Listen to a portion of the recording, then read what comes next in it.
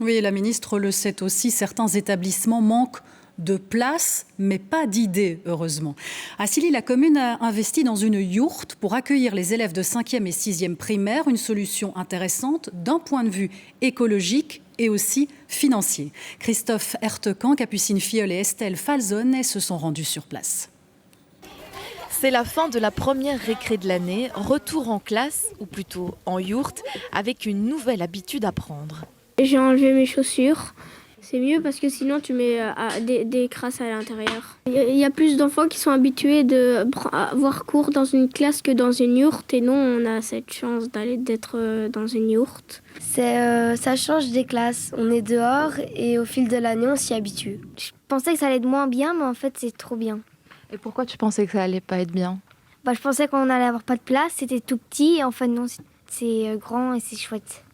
Cette yourte se trouve dans le jardin de la petite école de Toricourt. Comme les enfants ont pu l'apprendre ce matin, ce n'est pas forcément là qu'on trouve des yourtes en temps normal. On nous a appris comment vivaient ceux en Mongolie et comment est-ce qu'ils mangeaient. Par exemple, ce qui est différent dans leur yourte, c'est qu'ils ont 2 piquets au milieu, ce qu'on n'a pas ici.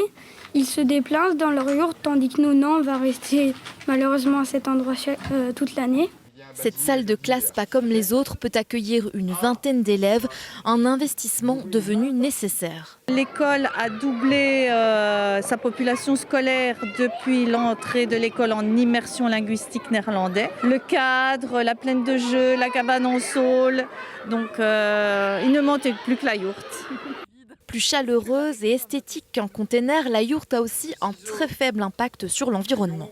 Ça consomme très peu d'énergie à chauffer, on a très facilement chaud, donc l'hiver les enfants n'auront absolument pas froid.